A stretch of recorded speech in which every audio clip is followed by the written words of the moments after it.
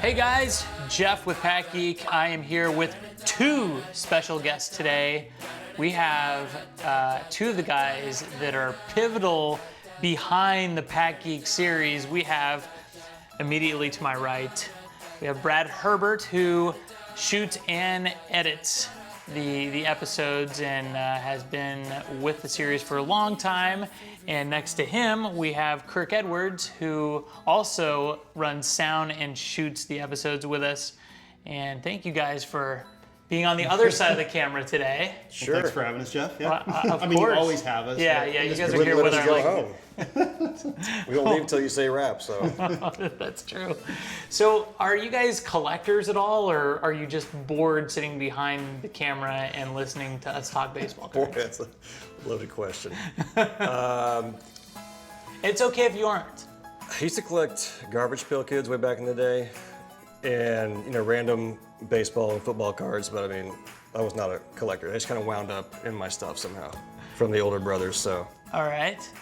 Yeah, I collected cards right when all of the junk waxes, I think I've heard the term. Of course, yeah.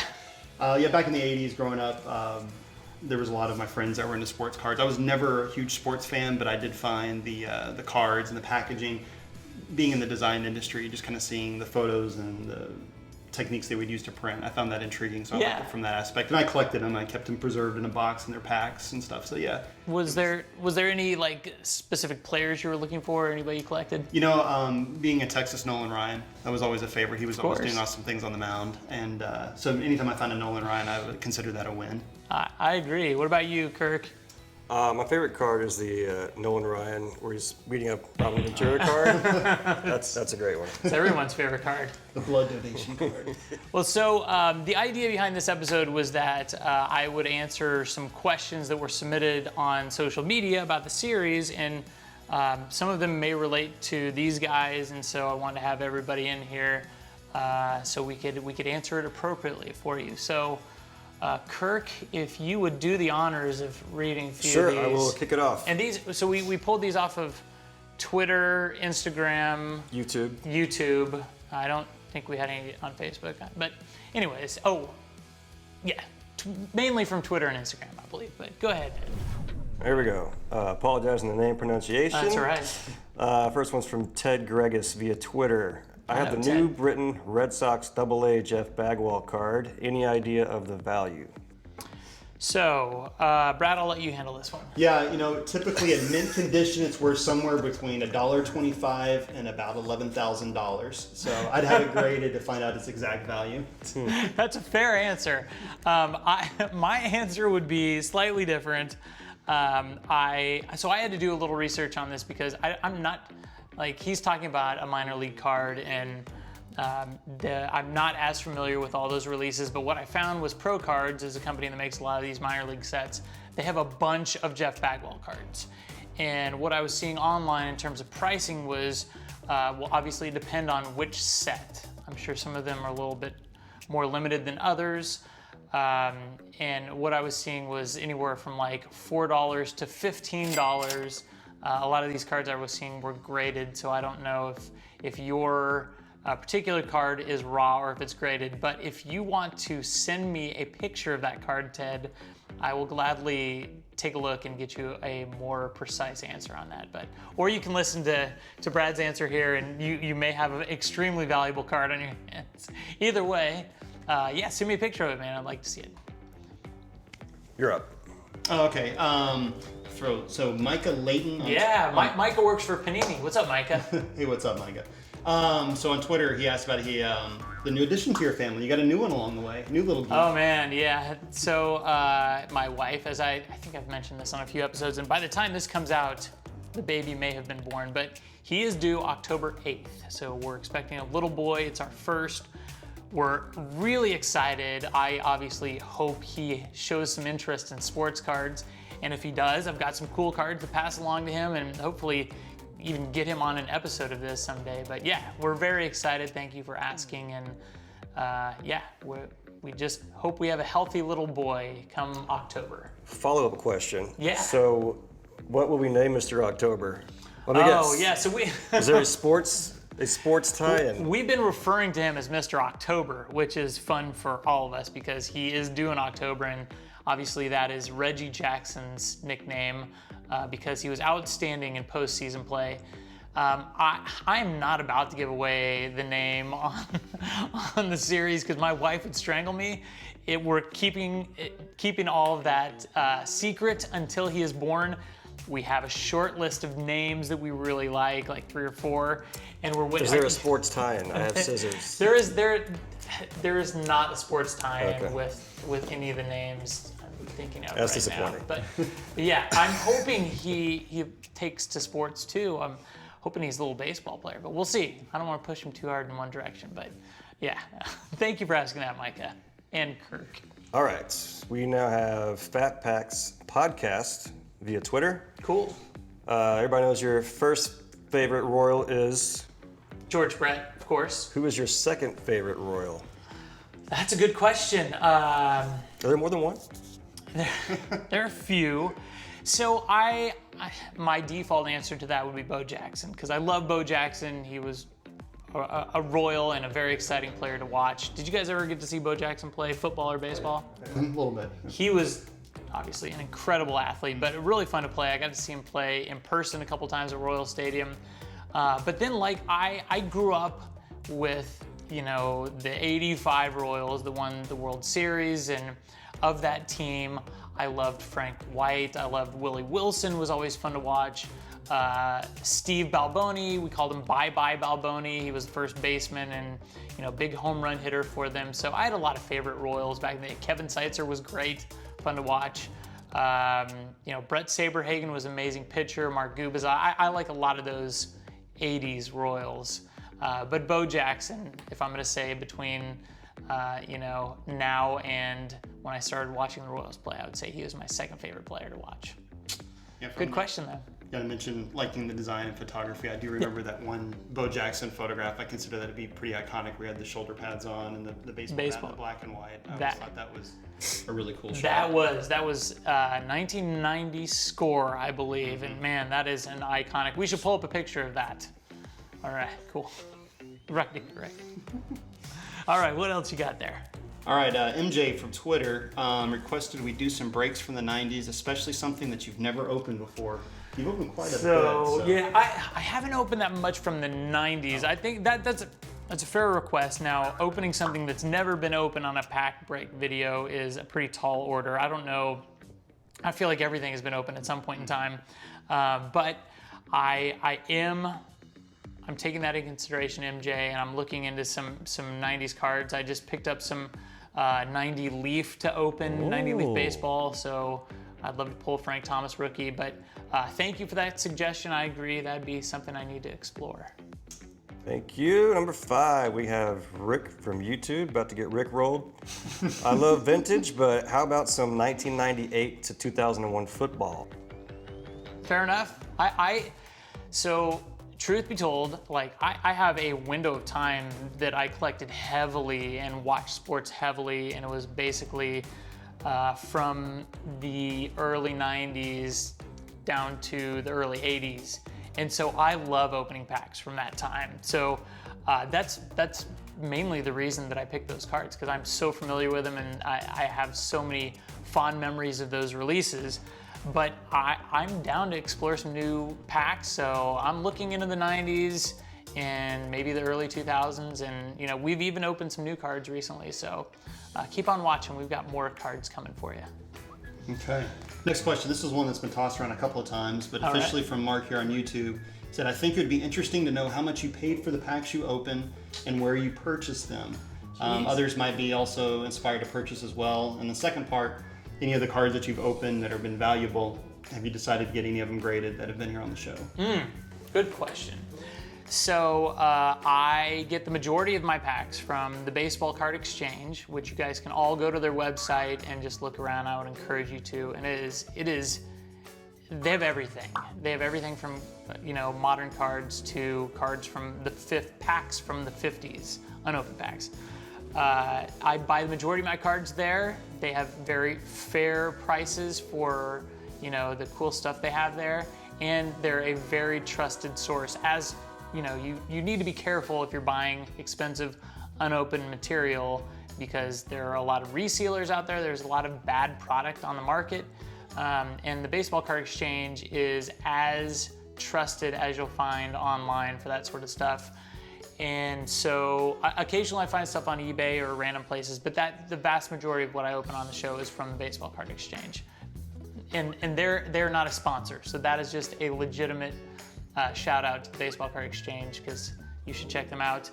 And then what was the second part? Have you got anything great? Oh yeah, definitely. I get a lot of the big hits that I pull graded.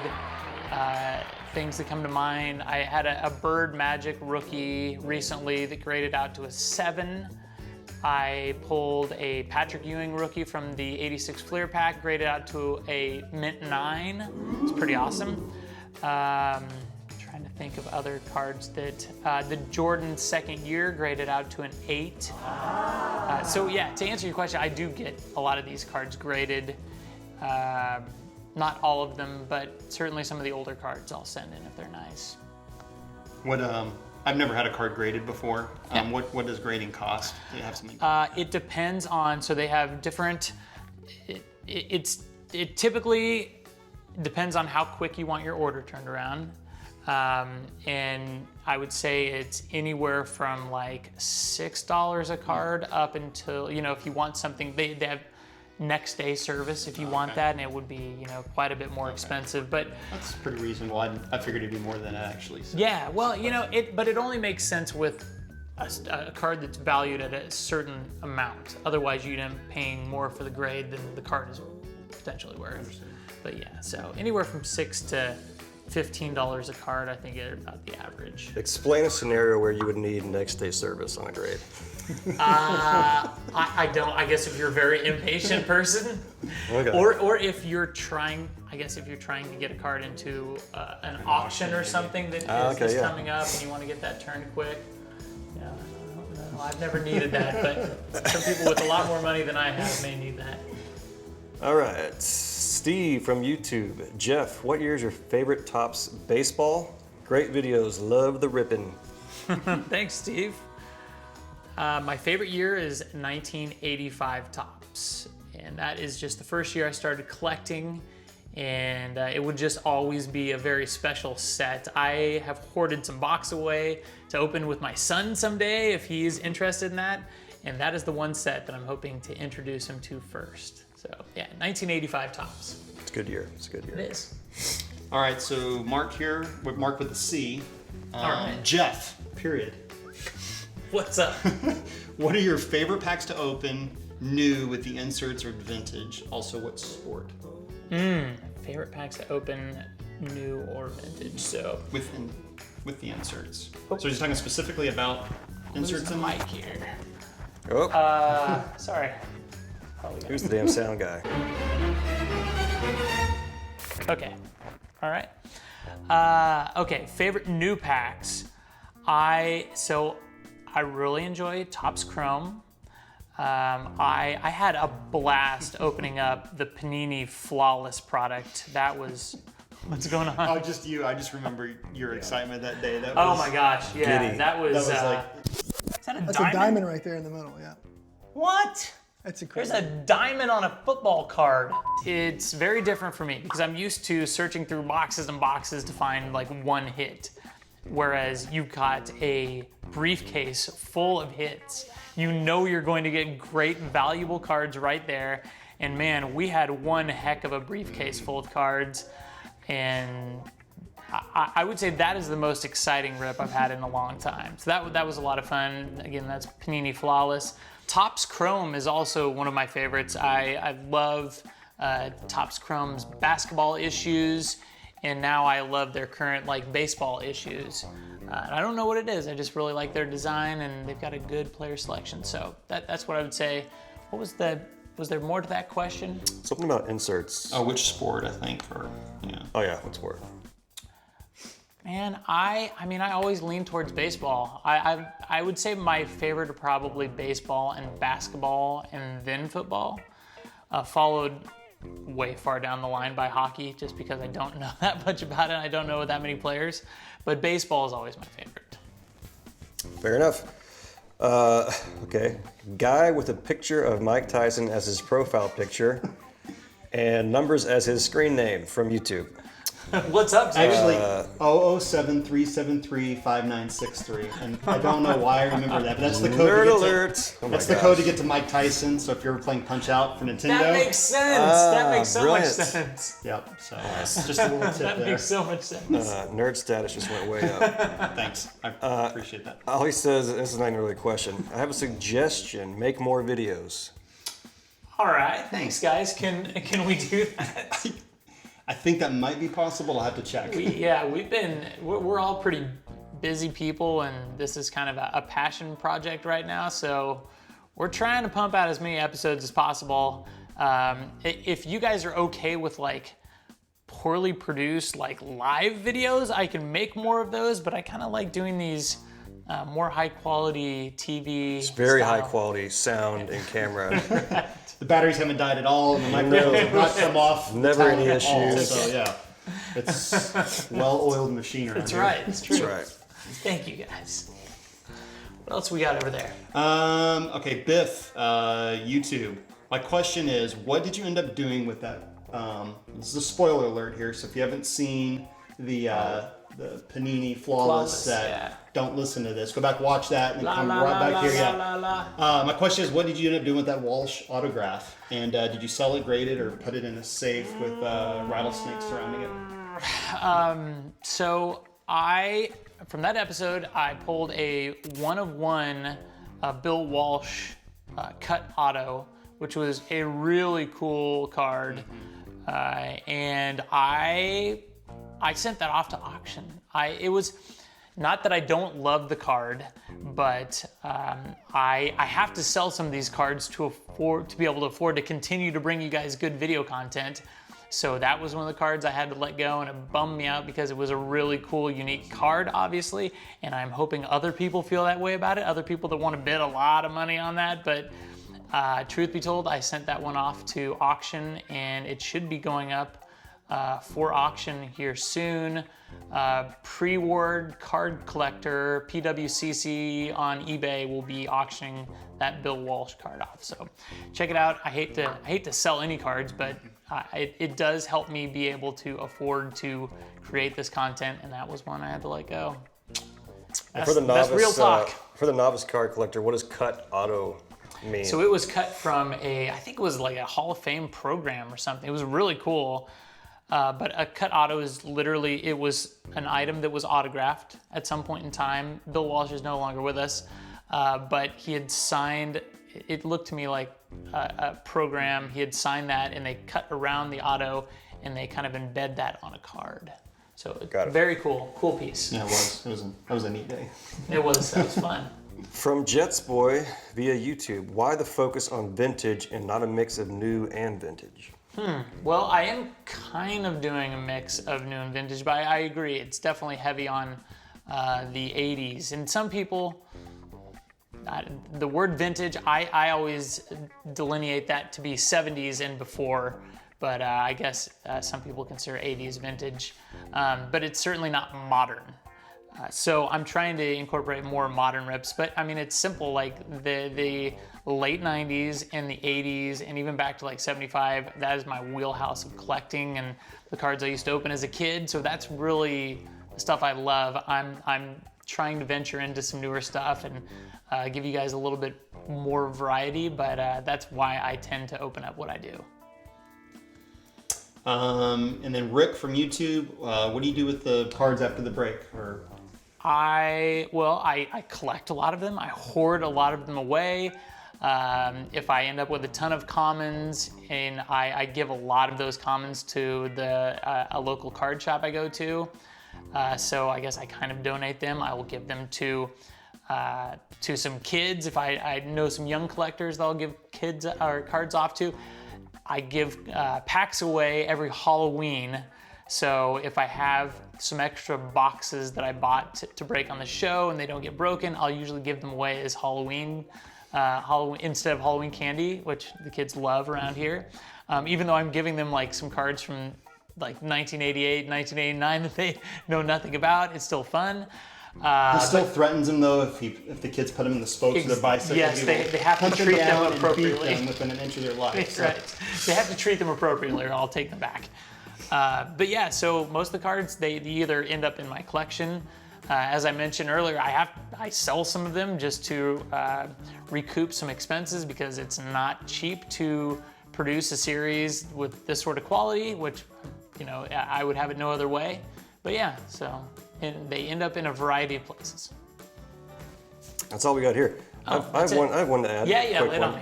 What card have you pulled the most where you're just like, you pull it again, you're like just so disgusted? Oh, man. Let's say baseball. I said this recently on an episode, I tend to pull Gary Carter from like every rip. I don't know what it is, and again, he's a fine player. He's a Hall of Famer. A lot of collectors love Gary Carter, but I always pull Gary Carter cards. So pulled a lot of those. Trying to think. I have pulled a lot of Andre Dawson cards. These are just random like star players that seem to pop up a lot. A lot of Nolan Ryan cards. Fortunately, I pull a lot of George Brett cards. Those are the players that come to mind. Yeah, I can do that. So what about you guys? What is your favorite part about working on the PackGeek series for you guys? Well, for me, as I mentioned, I did collect some back in the 80s and 90s as well. So it's a trip down memory lane. I'm not as familiar with a lot of the players and keeping up all of the sports history and such, but I'll see something that looks really familiar, whether it's a star power or just a common card. Yeah. See that again, it takes you back. There was something. I think everyone looks back on their childhood and has fond memories of it usually. So whatever that is, whether it's baseball cards or something else. So seeing those is just, it's neat. Cool. It's a trip down memory lane. Cool. Yeah, same thing. On top of that, you learn, I'm learning a lot about, the whole card collecting kind of genre. That I didn't know before. Yeah, lots of farts involved too. Behind the scenes. But yeah, it's cool learning all the lingo of the card trading world, something I didn't know anything about until working on the show.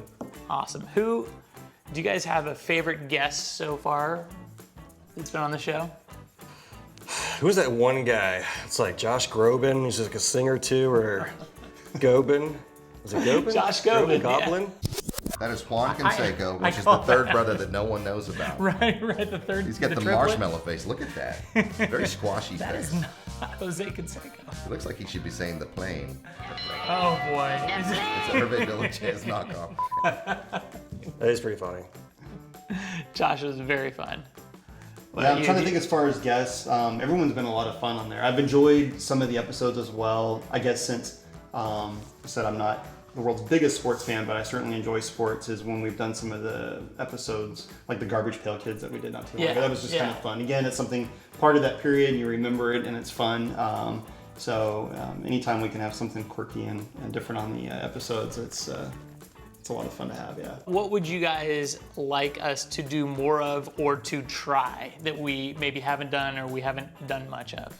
Road trip. Road trip. All right, on the road. Yeah, I like cool. that sound. Yeah. It'd be really cool to go to the place where they grade and kind of see the whole process of grading. It's another thing I don't know anything about. And there's a lot of, is it centered right? And all those, you can talk for hours about it, but that'd be cool to see that process. Well, Beckett is in Dallas, so. Oh, wow. Eric Norton and Beckett Media, we should come visit you guys. Yeah.